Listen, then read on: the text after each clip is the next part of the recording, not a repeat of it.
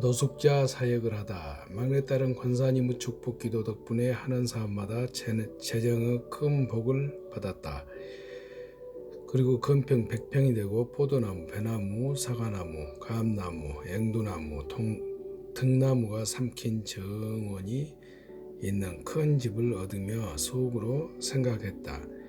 어머니가 이건 모르셨을 거야. 이 부자 동네 거지들이 입성조차 불가하다는 것을. 이사 후 일주일쯤 지나 막내딸 가족이 동네에 있는 심야극장에 갔다가 돌아오는 길이었다. 기아도 내려가는데 눈에 익은 사람들이 30명쯤 모여 있었다. 거지들이었다. 순간 막내딸은 몹시 당황했다. 그곳은 정확하게 집에서 500m 떨어진 곳이었다. 막내딸은 시집 올 때 권사님께 받은 1km 축복이 떠올랐다. 그리고 펑펑 울면서 그날로 노숙자 사역을 시작해서 만 8년간 하게 된다. 그러나 막내딸은 절대 노숙자 사역에 나가지 않기로 결심했다. 노숙자를 보는 것이 지긋지긋했기 때문에 집에서 그들에게 줄 죽을 끓였고 남편이 그것을 가지고 나가 그들을 먹였다. 그리고 아들은 의료함을 가지고 가서 간단한 치료를 해주었다. 그러던 어느 날 아들에게서 전화가 왔다. 엄마, 여기 죽 세 그릇이 모자라요. 빨리 갖다 주세요. 그녀는 할 수 없이 죽을 가지고 노숙자들에게로 갔다. 그리고 정신이 좀 혼미한 한 자매 노숙자를 만났다.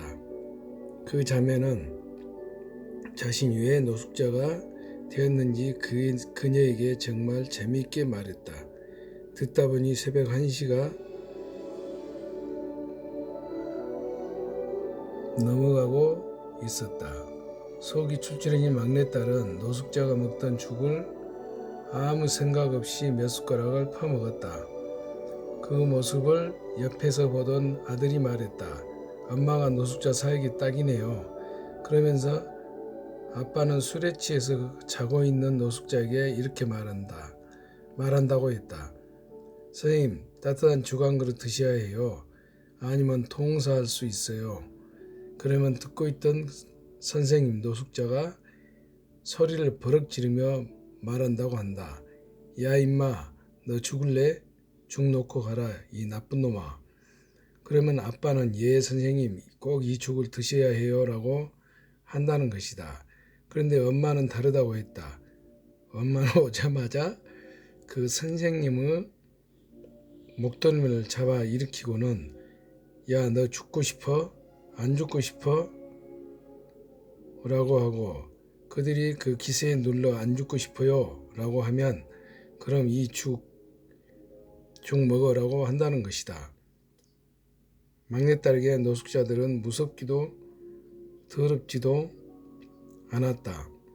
늘 함께 지내던 사람들일 뿐이었다. 그 막내딸이 바로 나다. 그리고 권사님은 내 어머니이시다. 아들이 엄마가 노숙자 사역에 함께 나와야 한다고 강권해서 할 수 없이 나도 노숙자 사역을 하게 되었다. 노숙자들에게 가려면 지하도로 가야 하는데 늘 그 입구에 카시트 테이프를 파는 노점상 아저씨가 있었다. 그가 벼락같이 내게 고함을 질렀다. 사람 같지도 않은 거지들에게 먹이지 말라고. 당신이 먹여서 저들이 올해도 얼어 죽지도 않잖아. 저 거지들은 이 나라에 없어져야 해. 그런 아저씨가 나는 정말 싫었다. 3년쯤 지난 어느 날이었다. 나는 어떤 일로 하루 종일 몹시 화가 나 있었다. 녹자 사역을 가는데 역시 그 아저씨가 계단을 내려가는데 내게 고함 질러댔다. 나는 속으로 오늘은 더 이상 참지 않겠다고 굳게 결심했다. 모든 사역이 끝나고 계단을 올라오는데 그 아저씨가 아줌마 하고 큰 소리로 나를 불렀다. 나는 그와 한판 싸움을 하려고 고개를 들었다. 그런데 그를 보는 순간 정말 무서웠다. 순간 내가 한없이 작아졌다. 그래서 다시 고개를 푹 숙였다. 아저씨가 계속 나를 불러댔다. 무서워서 고개를 살짝 드는데 놀라운 광경이 보였다. 아저씨가 엄지손가락을 치켜들며 내게 말했다. 아줌마가 믿는 예수는 진짜 예수야, 진짜 예수. 그 순간 눈물이 왈칵 쏟아졌다. 그들로 너희 착한 행실을 보고 하늘에 계신 너희 아버지께 영광을 돌리게 하라. 마태복음 5장 16절 라는 예수님의 말씀이 생각났다. 그동안은 모든 피로가 풀리는 순간이었다. 집에 돌아왔는데 주님께서 히브리서 말씀을 펴라고 하셨다.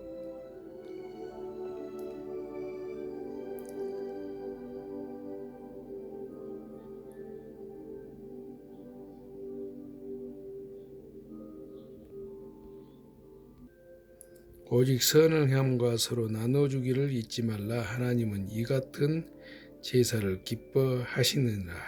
히브리서 13장 16절. 뜨거운 눈물이 내 볼을 타고 하염없이 흘러내렸다. 내가 주고 한 그릇 옷을 노숙자와 나누는 그 작은 자리에서 하나님께서 예배를 받았다. 라고 말씀하셨다. 삶의 자리에서 나를 통해 아름다운 하나님을 드러내는 것이 그분이 기뻐 받으시는 진정한 예배이다. 말씀을 실행하시는 하나님. 오래전 17년 전쯤에 어머니가 중한 병환으로 인천 길병원에 입원하셨다. 한 번은 뇌로 가는 혈관이 막혔고 또 한 번은 심장으로 가는 혈관이 막혔다고 했다. 어머니는 사람도 알아보지 못하셨다. 내게 계속 누구냐고 물으셨다. 내 마음이 무너졌다. 어머니가 병들어 돌아가시면 안 된다고 생각했다. 주께서 약속하시길 가난한 자를 보살피는 자의 병을 고쳐주신다고 하지 않으셨는가. 어머니는 방금 한 말을 전혀 기억하지 못하시고 자꾸 반복했다. 응급수술을 위해 급하게 6인실 병실에 입원한 어머니는 같은 병실에 입원한 앞 침대 할머니에게 말했다. 예수 믿으세요. 그 할머니가 자기는 다른 종교를 믿는다고 했다. 그런데 방금 한 말을 잊어버리는 어머니가 또 예수 믿으세요 하니까 안 믿는다며 화를 냈다. 어머니가 예수 믿으라는 말을 처음 말하는 것처럼 계속 말하자 그 할머니의 대답이 점점 작아졌다. 나중은 할머니가 지쳐서 알았어. 나 오늘부터 예수 믿을 테니까 제발 그만 말하라고 라고 했다. 그러면서 손짓으로 옆 침대 할머니를 가리켰다. 순간 어머니는 눈이 그 할머니에게로 돌아갔다. 이 모든 광경을 다 지켜본 옆 침대 할머니가 기겁을 하며 나도 예수 믿을게 라고 서둘러 말했다. 그러자 그 옆 다른 할머니에게로 어머니의 전도가 이어졌다. 그렇게 그날 병실의 할머니 환자들은 모두 예수를 믿는다고 입술에 고백을 했다. 하지만 그것이 나는 조금도 기쁘지 않았다. 가난한 자를 돌보는 자가 병에 걸렸을 때 그 병을 고쳐주신다던 주님의 약속은 무엇이란 말인가? 하나님은 사람이 아니시니 거짓말을 하지 않으시고 인생이 아니시니 후회가 없으시도다. 어찌 그 말씀하신 바를 행하지 않으시며 하신 말씀을 실행하지 않으시리야. 민수기 23장 19절. 하나님은 사람처럼 약속을 취소하거나 변경하시는 분이 아니시다. 그 말씀하신 것을 반드시 실행하신다. 그런데 어머니는 이대로 돌아가셔야 한단 말인가? 이미 의사들은 수술을 해도 완치 가능성이 없다고 했다. 어쩌면 생명이 위험할 수 있다고 했다. 나는 잠을 잘 수가 없었다. 밤새도록 하나님께 기도했다. 주여 어머니에게 약속하신 시편 41편의 말씀대로 평생 가난한 자를 돌보는 어머니 병을 고쳐 주시옵소서. 오늘 그 약속을 현실화시켜 주십시오. 집행해 주십시오. 오늘이 주께서 약속하신 말씀이 이루어짐으로 하나님께서 영광을 받으실 바로 그날입니다. 나는 간절히 기도했다. 새벽 5시가 되자 응급수술을 하기 위해 의사들이 분주하게 움직였다. 그때 어머니가 나를 보더니 말했다. 유진 엄마야, 너는 왜 병원에 있고 나는 왜 병원에 있느냐? 나는 깜짝 놀라 의사를 불렀고 의사가 와서 어머니에게 이것저것을 질문하더니 CT와 MRI 검사를 다시 해보자고 했다. 몇 시간 후 의사가 다시 와서 말했다. 밤새 무슨 일이 있었습니까? 뇌와 심장으로 가는 혈관이 다 뚫렸습니다. 할렐루야, 놀라는 순간이었다. 하나님께 말씀하신 약속을 지키셨다. 하나님은 정말 신실하시다. 하나님의 약속은 얼마든지 그리스도 안에 예가 되니 그런즉 그로 말미암아 우리가 아멘하여 하나님께 영광 돌리게 되느니라. 고린도후서 1장 20절. 이 말씀은 그리스도 안에서 하나님의 모든 약속이 내 것으로 집행된다는 것이다. 성경에는 12,000가지 하나님의 약속이 있다. 하나님의 말씀은 믿는 자의 것이 된다. 한 번은 이 간증은 서울 신정동의 열방교회에서 했는데 부목사님의 사모님 한 분이 감격하여 내게 오셨다. 그리고 흥분하여 말했다. 우리 아버지도 이 약속의 말씀으로 치유를 받으셨어요.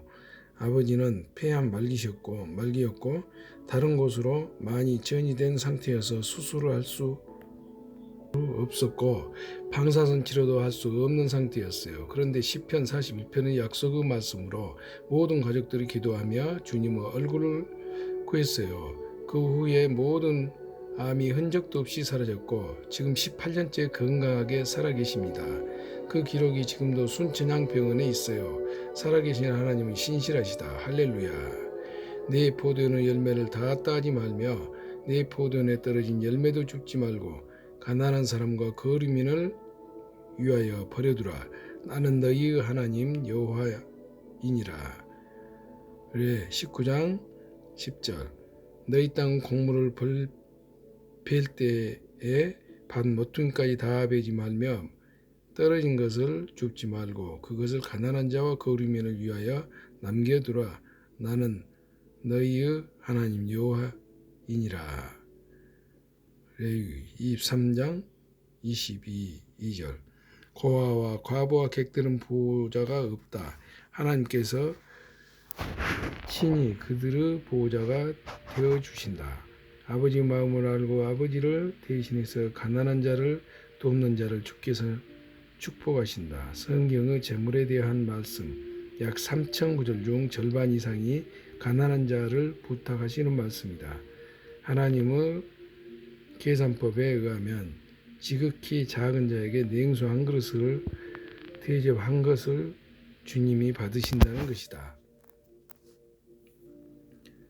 눈물의 믿음 4대. 나는 믿음의 4대째다. 대여섯 살쯤부터 성경을 통해 통째로 읽으면서 글을 배웠다. 그리고 한글을 깨친 후에는 하루에 성경 10장을 읽지 않으면 저녁을 먹지 못했다.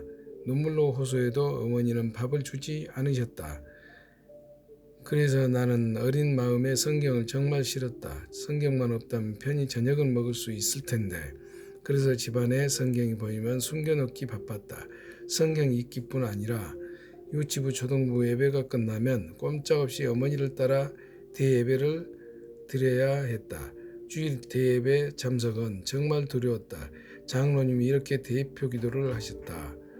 높고 높은 보좌에서 졸지도 주무시지도 않으시며 불꽃 같은 눈동자로 저희를 살피시는 하나님. 나는 이 기도가 정말 무섭고 싫었다. 내가 조금이라도 죄를 지으면 하나님의 눈에서 레이저 광선 같은 불꽃이 나와서 나를 태워버리실 것 같았다. 장로님은 이어서 이렇게 기도하셨다. 발가락의 때만도 못한 이 죄인이 주님 앞에 나왔습니다. 이 기도에 내 고개가 절로 푹 숙여졌다. 아, 나는 정말 발가락의 때만도 못한 죄인이구나. 그러니 당연히 교회에 가는 게 즐겁지 않았다. 교회만 가면 정죄감에 사로잡히고 거짓말한 것이 있으면 금방 내 몸이 타버릴 것 같은 두려움에 떨었다. 내가 17살쯤 되었을 때 교회에서 부흥 집회가 있었다. 그런데 어머니가 장로님석이라고 적혀있는 장의자에 나를 앉혔다. 하얀 머리에 하얀 와이셔츠, 하얀 넥타이에 하얀 양복을 입고 구두코가 반짝이는 백구두를 신은 부흥강사 목사님을 보는 순간 나는 와, 산신령이다 하는 생각을 했다. 그 목사님이 약간 쉰 목소리로 할렐루야 하는데 마치 하나님처럼 느껴졌다. 어린 나는 강사 목사님의 매력에 푹 빠져 메시지를 들었다. 여러분, 집 팔아서 헌금하세요. 복 받습니다. 땅 팔아서 헌금하세요. 복 받습니다. 나는 크게 아멘으로 화답했다. 그때부터 내 안에 하나님께 복을 받으려면 뭔가를 팔아야 하는구나 라는 기복신앙이 자라나기 시작했다. 당시에 팔 것이 없었던 나는 대신 교회 예배당과 화장실 청소 등을 하기 시작했다. 이유는 단지 복받기 위해서였다. 그러자 몸은 점점 고달프고 교회에 점점 가기 싫어졌다. 교회에 안 가면 어머니께 혼이 나고 교회에 가면 복받기 위해 뭔가를 해야 했다. 정말 사는 게 고달팠다. 그렇게 시간이 흘러 중학교에 입학했다. 그리고 중학교 1학년 때 여름 수련회를 바닷가로 갔다. 마지막 날 저녁 캠프파이어를 하면서 모든 죄를 종이에 다 적고 그것을 십자가의 못으로 받고 태우는 순간 이제는 내 죄가 다 없어졌구나 라고 생각했다. 내가 너무나 거룩해진 느낌이 들었다. 베드로처럼 예수님처럼 바다 위를 걸을 수도 있을 것 같았다. 그래서 바다 위를 걷기 시작했다. 그런데 걸어지지 않고 발목, 무릎, 허리, 가슴이 바닷속으로 자꾸 빠져들어갔다. 놀란 전도사님이 나를 건져냈다. 그 이후부터 우리 교회는 바닷가 수련회를 금지했다. 수련회 마지막 날 받은 밤은 헌신의 시간이다. 이사야에게 보여주셨던 내가 누구를 보내며 누가 우리를 위해 갈고 6장 8절이라는 말씀으로 초청하셨다. 나는 그때 하나님 아버지의 마음을 강하게 받았다. 내 친구들도 펑펑 울면서 헌신했다. 아버지, 제가 여기에 있습니다. 저를 보내주소서. 정말 뜨거운 헌신의 밤이었다. 나도 헌신했다. 아버지, 제가 여기 있습니다. 하지만 순자를 보내고 저는 돈을 보내겠습니다. 나는 당시 선교사에 헌신하면 무조건 아프리카로 가야 하는 줄 알았다. 복받기 위한 구제. 이후 나는 대학에 진학했다. 3개의 대학을 다녔다. 대학에 다니면서 사업을 하게 되었고 소위 말하는 성공했다. 사업의 종잣돈은 친구 아버지가 주셨고 여러 형태의 사업을 했다. 안경점, 무역업, 직간접 사업에 투자, 빌딩, 임대업 등 돈이 되는 것은 무엇이든지 했다. 물론 불우한 방법으로 하지 않았다. 100평짜리 안경점을 할 때였다. 당시 매월 남는 수익이 7천만 원 정도가 되었다. 그때 문득 어린 시절의 부흥강사 목사님 말씀이 생각났다. 집 팔아서 헌금하면 복 받습니다. 하나님으로부터 더 복을 받기 위해 나는 무언가를 해야 했다. 그렇지, 하나님은 고아, 과부, 객을 사랑하시니 이들에게 착한 일을 하고 복을 더 받아야지. 나는 어려운 이들에게 안경을 무료 또는 원가로 해주기로 결정하고 각 학교와 동사무소에 공문을 발송했다. 가난한 사람들의 형편에 따라 공짜 또는 원가로 안경을 드립니다. 그리고 속으로 계산했다. 5만 원짜리 안경을 하루에 10개 주면 50만 원, 한 달이면 1,500만 원이 드네. 이 정도면 충분히 감당할 수 있어. 그런데 며칠이 지나자 하루에 100명씩 오는 게 아닌가. 그러자 당장 한 달 지출이 1억 5천만 원이나 되었다. 수입이 7천만 원인데 지출이 2배 이상 된 것이다. 나는 생각했다. 이 일을 하나님이 무척 기뻐하시는구나. 그래서 더 열심히 내어 했다.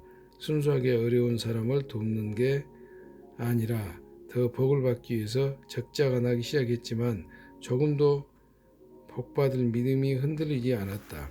그래서 예수를 믿지 않은 직원들을 모아놓고 말했다. 네 하나님이 내게 쏟아 부으시는 복을 여러분들이 보게 될 것입니다. 열심히 해주기를 바랍니다. 그렇게 한 달, 두 달, 석 달이 흐르고 6개월이 지나자 부장님이 나를 찾아왔다. 사장님, 하나님이 주신다는 그 복은 언제나 오나요? 매달 계속 적자가 나는데요. 내가 당당하게 말했다. 부장님, 하나님의 날은 사람은 날과 다릅니다. 하나님께는 하루가 천년 같고 천년이 하루 같습니다. 계속 직원들을 격려하고 열심히 해주기를 바랍니다. 그때까지도 하나님이 반드시 복을 주신다는 확신 속에서 조금도 나 믿음이 흔들리지 않았다. 한 방이면 끝난다. 아버지 축복 한 방 주세요. 그렇게 3년이 지나자 나는 완전히 망했다. 아마 망하지 않았다면 지금도 그 일을 하고 있을 것이다. 그런데 성경에 이런 종류 믿음에는 한 방이나 대박이 없었다는 것을 나중에 알았다. 수입보다 지출이 많은 구조는 첫째 가난해지고 둘째 망한다는 것이 재물에 대한 성경의 말씀이다. 매월 수입을 몽땅 다 써버리고 카드로 쓰고 카드론 대출로 쓰고 마이너스 통장으로도 쓰고 또 신용대출과 담보대출로 쓰는 것이 수입보다 지출이 많은 구조이다. 재정의 구조 조정을 반드시 해야 한다. 수입보다 지출이 많은 것은 지출이 수입보다 많은 구조는 절대 금지다. 지출보다 수입이 많은 것, 수입이 지출보다 많은 구조로 조정을 해야 한다. 공짓돈까지 쓰다. 부도가 나면서 나는 엄청난 재정적 고통에 시달렸다. 사람들은 매일 매시간 찾아왔고 아무것도 없는 내게 무조건 돈을 달라고 했다. 내가 재물을 숨겨놨을 거라고 생각하고 돈을 내어놓으라는 것이었다. 그들은 잔인했고 더 이상 친구도 친구가 아니었다. 부자는 가난한 자를 주관하고 빚진 자는 채주 종이 되느니라. 잠언 22장 7절라는 말씀처럼 내 상황이 정말 그랬다. 빚쟁이들이 날 주관하기 시작했고 나는 그들에게 그 이상 아무것도 아니었다.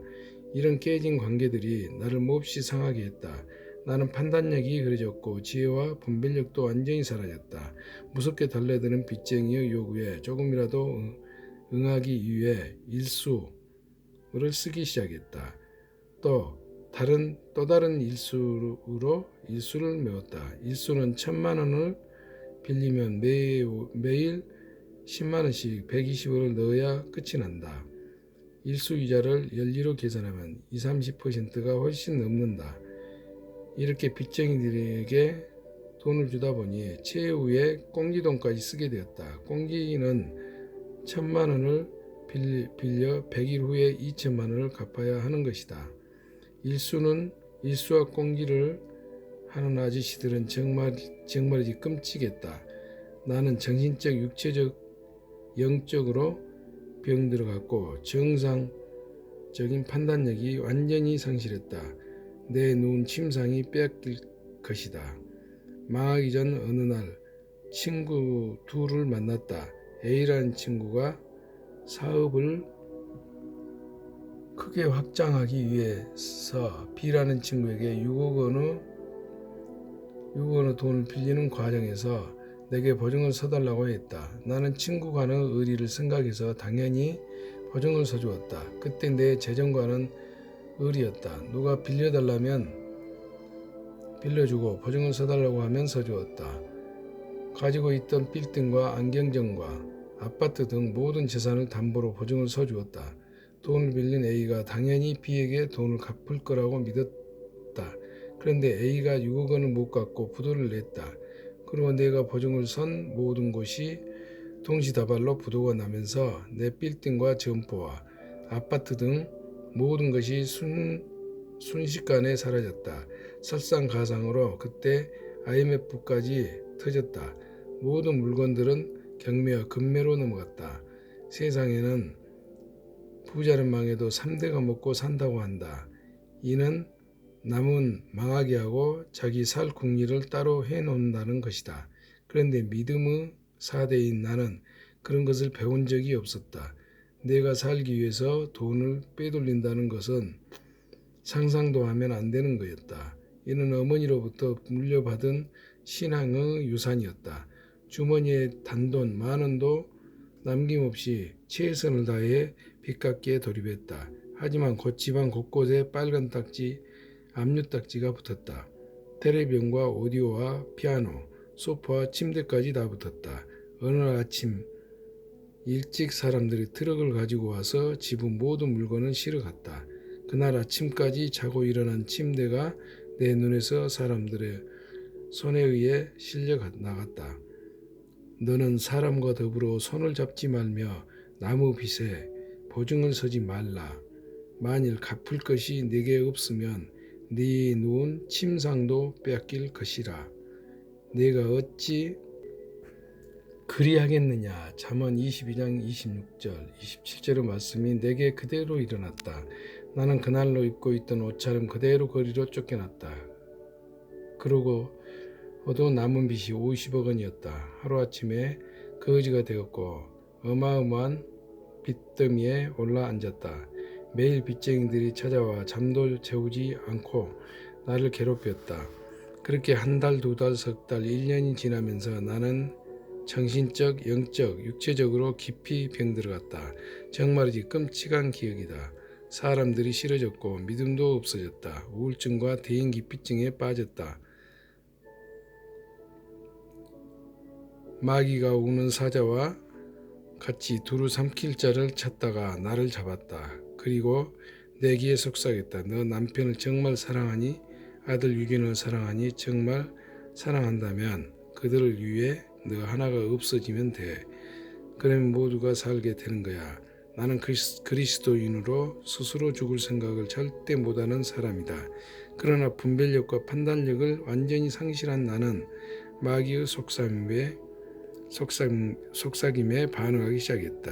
그때까지도 나는 예수님을 깊이 알지 못했던 것 같다. 예수님을 안다면 스스로 목숨을 버릴 수는 없다. 만몬은 우리가 주님에 대한 소망을 버리도록 속삭이고 결국 우리를 죽음으로 끌고 간다. 당신은 숨을 쉬고 있는 게 지옥이었다.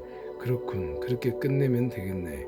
그래서 약을 먹기 시작했고 그는 한 병이 모였을 때 먹으려고 했으나 실패했다. 마침 남편이 이를 알고 울면서 간절히 요청했다. 정말로 나와 아들을 사랑한다면 1년만 더 살아줘. 간절한 남편의 마음에 나는 설득이 되었다. 남편은 1년간 내가 무엇을 해야 하는지 말해 주었다. 제주도에 있는 열방대학으로 내려가서 홍성건 목사님을 만나보자고 했다. 거기서 남편은 성경연구학교 9개월 과정을 하고 나는 인천에서 훈련받은 독수리 예수 제자훈련학교 적응훈련 기간을 보내며 때를 봐서 중보기도 학교에서 배우며 1년간 지내보자고 제안했다. 나는 남편의 제안에 동의하고 제주도로 내려가기로 결정했다.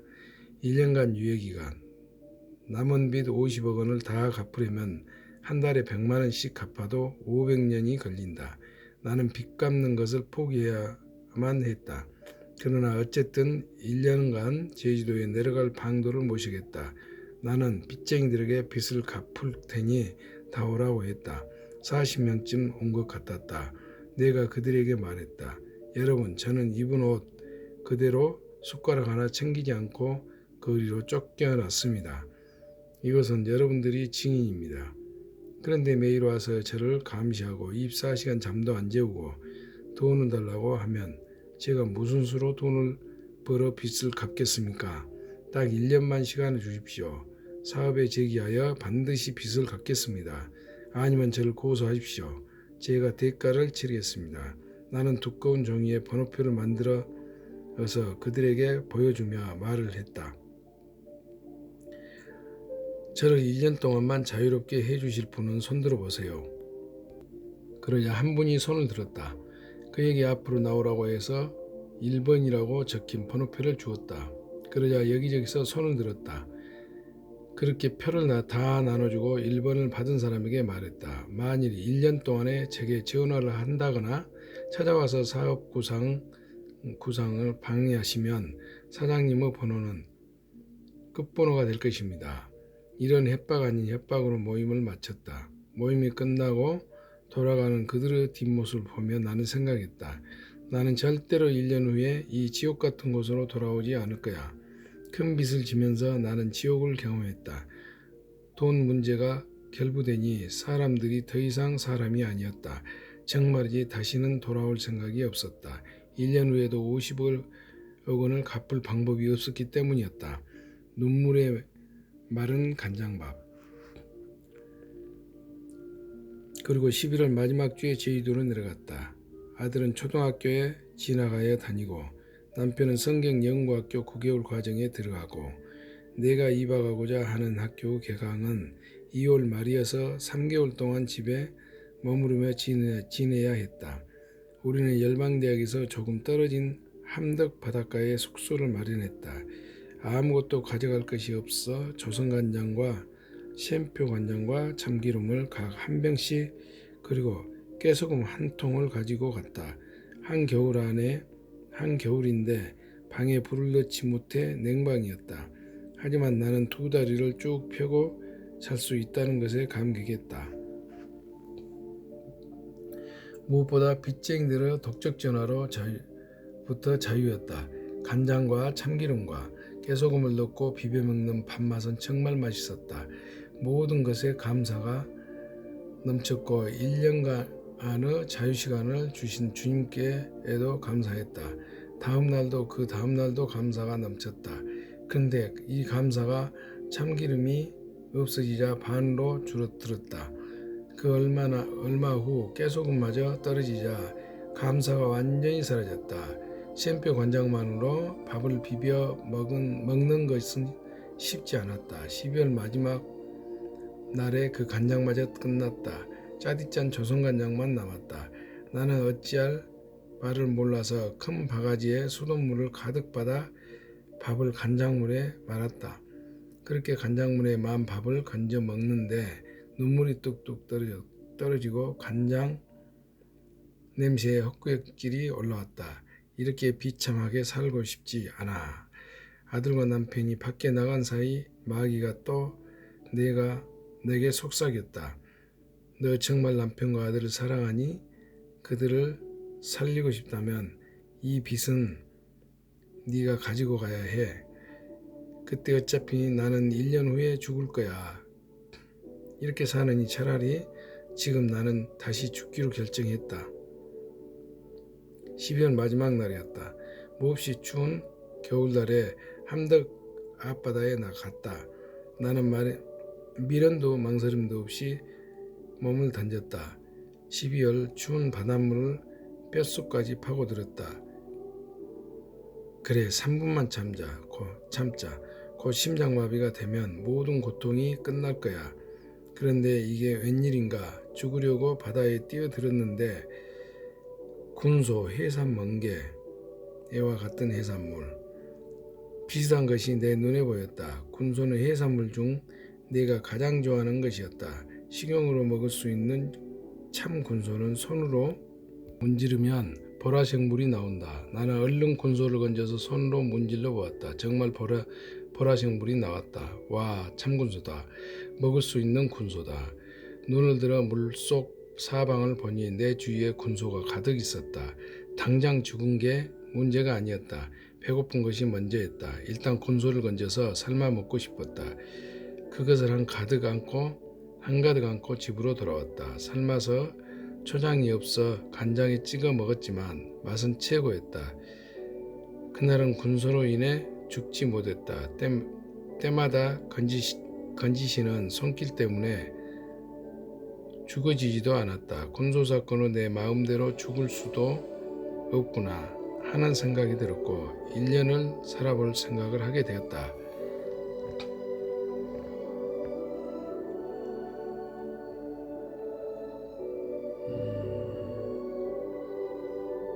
한 지붕 두 가족. 돈 때문에 친구도 건강도 잃었다. 내 혼과 영과 육이 다 병들었고 햇빛도 싫고 사람을 보는 것도 싫었다.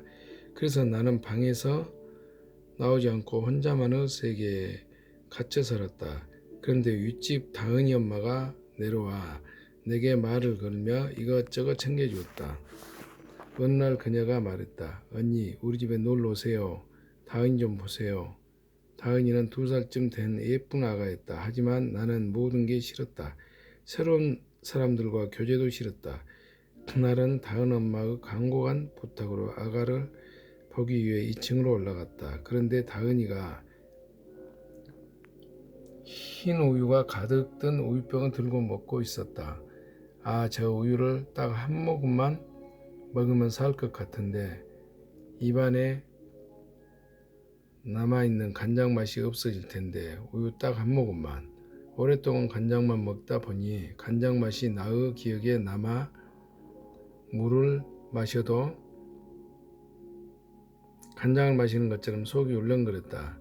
그래서 다은 엄마에게 말했다. 다은 엄마, 혹시 볼 일 있으면 보고 와. 내가 다은이 우유 먹이고 잘 보고 있을게.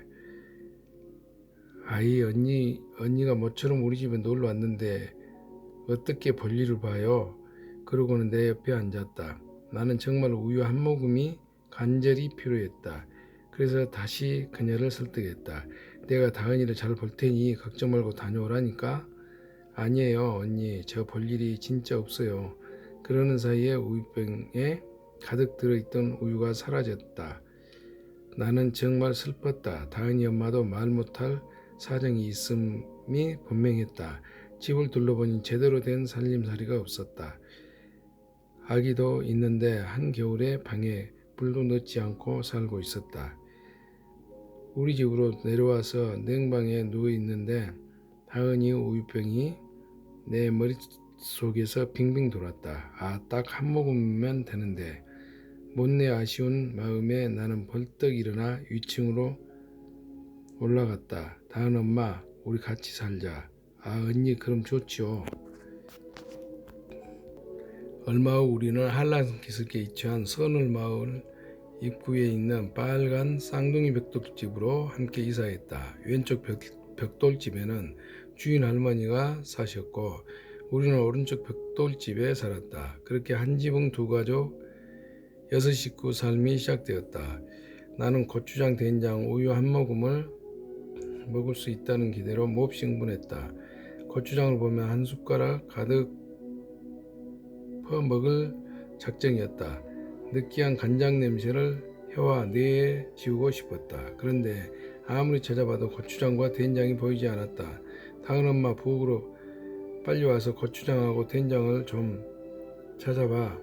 안 보이네. 그런데 다은 엄마가 부엌으로 오더니 내가 먹다 가져온 반병 남은 간장병을 발견하고 소리쳤다. 와, 언니네는 간장도 있었어요? 아버지, 감사해요. 오늘로 소금이 끝났어요. 아니, 그럼 그동안 소금으로만 먹었단 말인가? 정말 충격이었다.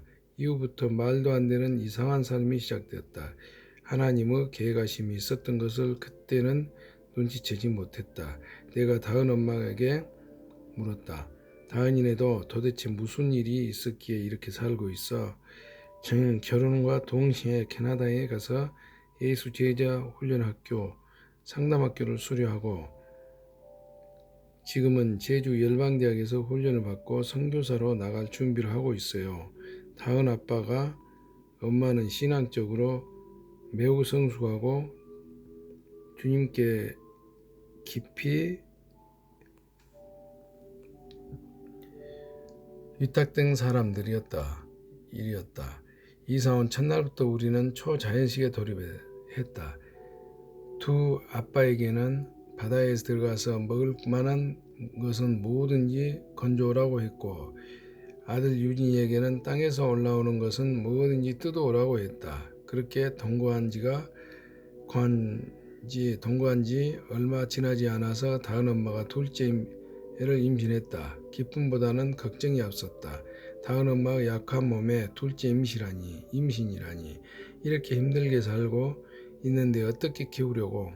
또한 두 집 살림을 내가 다 해야 할 것 같은 부담감이 확 밀려왔다. 하지만 지나서 돌이켜보니 하나님의 계획하심 안에 있었고 다은 아빠와 엄마의 성숙함으로 내가 보호를 받았던 시기였다. 불우한 청지기. 그래도 한 가지 소망은 2월 말이 되면 열방대학에 입학하게 된다는 것이었다. 중보기도학교, 예배와 영적 전쟁을 통한 중보기도학교에 들어가게 된다. 나는 학교 수업에는 관심이 없었다. 1년 후에 죽을 사람이 무슨 공부란 말인가. 학교에서 주는 맛있는 점심 한 끼를 먹는 것으로 충분했다. 학기가 시작되고 첫 시간은 하나님 음성을 듣는 법이었다. 강사는 폴 홉킨스였는데 강의 후 숙제를 내주었다. 하나님의 음성을 듣기 위해 조용한 장소와 시간을 정해서 하나님께 여쭤보라고 했다.